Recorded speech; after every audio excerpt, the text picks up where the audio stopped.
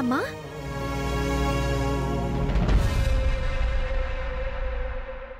అమ్మా నువ్వెంత బాధపడినా వాసుదేవ్ గారిని మీనాక్షిని కలిపే అవకాశం లేదమ్మా. ఉంది సింధు.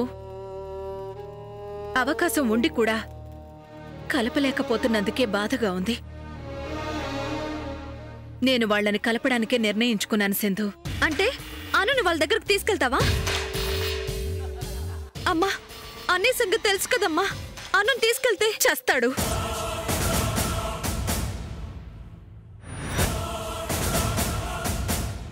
అందుకే నేను అనుని తీసుకెళ్లడం లేదు. నేనే వెళ్ళి నా సాయి శక్తిలా వాళ్ళ విడాకులు తీసుకోకుండా ఆపాలనుకుంటున్నాను.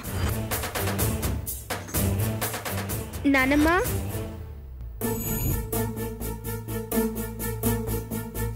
నువ్వు మళ్ళీ బాధపడుతున్నావు కదూ? బాధపడొద్దని నేను చెప్పాను కదా. నేను మీ అమ్మా నాన్నల గురించి బాధపడుతున్నానని తెలిస్తే నువ్వందరికన్నా ఎక్కువగా బాధపడతావురా. ఎందుకు నానమ్మా నన్నలా చూస్తున్నావు? ఏం లేదమ్మా, నేనొకరి పెళ్లికి వెళ్తున్నాను. నేనొచ్చే వరకు జాగ్రత్తగా ఉండు. ఎవరి పెళ్లి నానమ్మా? నాకు బాగా తెలిసిన వాళ్ళ పెళ్లి. వెళ్ళిరా నానమ్మా. ఆ పెళ్లి చేసుకునే వాళ్ళకి హ్యాపీ మ్యారీడ్ లైఫ్ అని నేను బెస్ట్ విషెస్ చెప్పానని చెప్పు నానమ్మా. మర్చిపోకుండా చెప్పు. చెప్పడం కుదరదమ్మా. ఎందుకన్నానమ్మా? నేను వెళ్తున్నది వాళ్ళ పెళ్లికి కాదు, పెళ్లి చేసుకున్న వాళ్ళు తీసుకునే విడాకులకి. విడాకులా అంటే? భార్యాభర్తల సంబంధం తెంచుకుని శాశ్వతంగా విడిపోవడం. అయ్యో, విడిపోతున్నారా?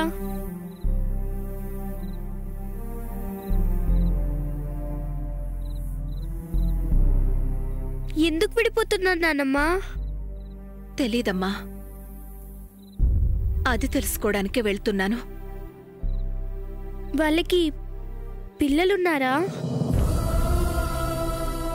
లేరా?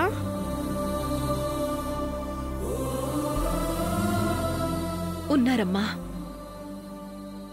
నీలాంటి ఒక కూతురు, మీ అన్నయ్య లాంటి ఒక కొడుకు. 2 పిల్లలమ్మా వాళ్ళకి. మరి వాళ్ళు విడిపోతే ఆ పిల్లలు ఎవరి దగ్గర ఉంటారు?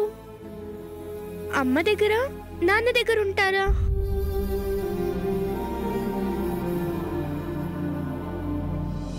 మా అమ్మ నాన్నలు విడివిడిగా ఉంటున్నందుకు నేను మా అన్నయ్య ఎంత బాధపడుతున్నామో తెలుసా నానమ్మా?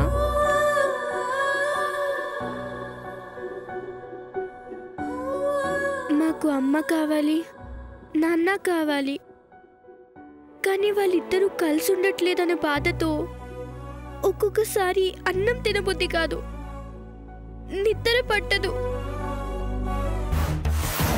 వాసుదేవ్ గారు ఎక్కడున్నారు? మండపంలో ఉన్నారు.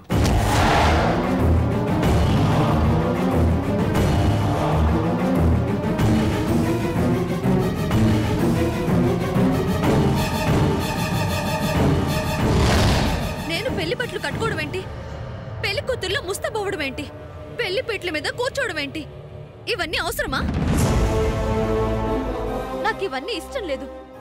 విడిపోవడానికి నిర్ణయించుకున్నాం కాబట్టి ఇష్టం లేకపోయినా మీరందరూ ముందు వేసిన 3 ముళ్ళు విప్పుతానంటే ఒప్పుకున్నాను. అంతేగాని ఇవన్నీ చేస్తానని నేను మీకు చెప్పలేదు. అన్ని పద్ధతిగా జరగాలని నీకు ఆ రోజే చెప్పాను.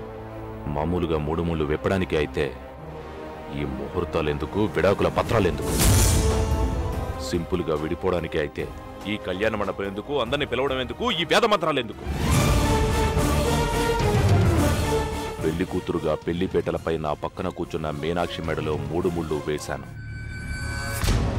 మళ్ళీ ఆ మీనాక్షి పెళ్లి కూతురుగా పెళ్లిపేటలపై నా పక్కన కూర్చుంటేనే వేసిన 3 ముళ్ళని విప్పుతాను.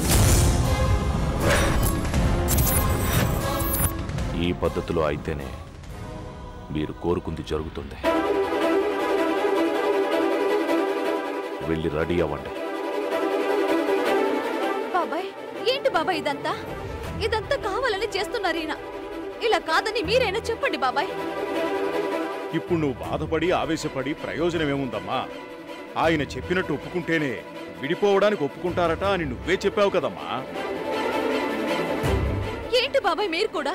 అవునమ్మా, విడిపోతే సంతోషంగా ఉంటాను కాబట్టి ఇష్టం లేకపోయినా ఒప్పుకున్నాను బాబాయ్ నువ్వే చెప్పావు కదా. ఒప్పుకున్న తర్వాత తప్పదు కదమ్మా. ఇందులో వాసుదేవ్ తప్పేం లేదు. మీరందరూ ఆయనకే సపోర్ట్ చేస్తున్నారు. నా గురించి, నేను పడే బాధ గురించి ఆలోచించే వాళ్ళు ఒక్కరు లేరు. ఆయన చెప్పిన పద్ధతికి ఎంత నేను ఒప్పుకుంటే మాత్రం అందరి ముందు తల వంచుకొని అవమానకరంగా తాళి విప్పించుకోవాలా? ఇలా ఏ ఆడదానికైనా జరుగుతుందా? ఏ ఆడదైనా ఇది భరించగలుగుతుందా? సరే, నేను సంతోషంగా ఉండాలంటే విడిపోవాలి కాబట్టి మీరు చెప్పినట్టే చేస్తాను. మీరు అనుకున్నట్టే కానివ్వండి,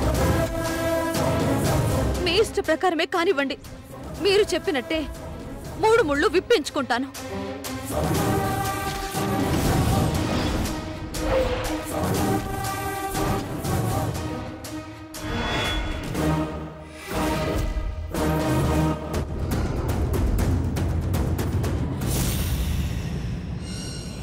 పెళ్లి కూతురుగా పెళ్లిపేటలపై నా పక్కన కూర్చున్న మీనాక్షి మెడలో 3 ముళ్ళు వేశాను.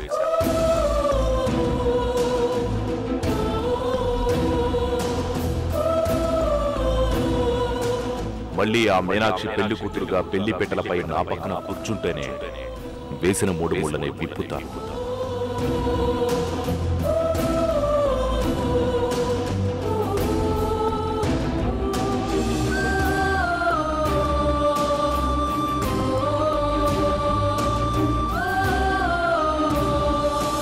జై శ్రీరామ్.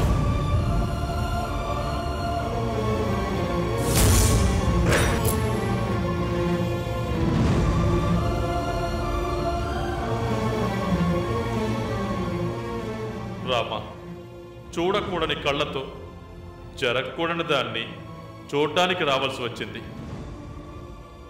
ఏం జరగబోతోంది శ్రీరామ?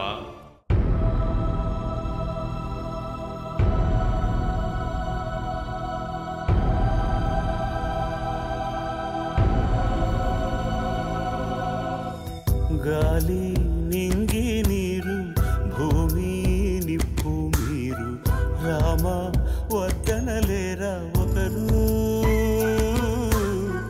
నేరం చేసిందెవరు, దూరం అవుతోందెవరు, ఘోరం ఆపేదెవరు ఎవరు.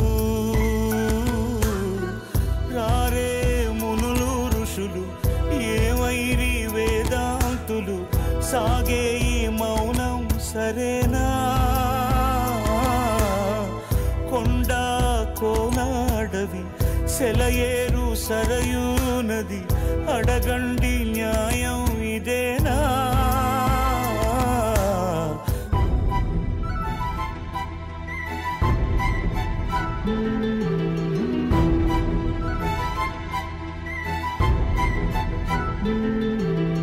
ముక్కోటి దేవతలంతా దీవించిన ఈ బంధం ఇక్కడ ఇప్పుడు విడుతుంటే ఏ ఒక్కరు కూడా దిగిరారా. అందరికీ ఆదర్శం అని కీర్తించే ఈ లోకం రాముని కోరగపోలేదా, ఈ రథమును ఆపగలేదా. విధినైనా కానీ ఎదిరించేవాడే, విధి లేక నేడు విలపించినాడే. ఏడేడు లోకాలకి సోకేను ఈ శోకం. గాలి నింగి నీరు భూమి నిప్పు మీరు రామా వద్దనలేరా ఒక్కరు.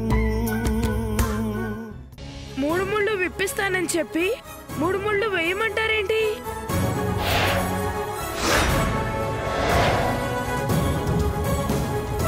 మా అమ్మ నాన్నల దగ్గర తీసుకెళ్ళు.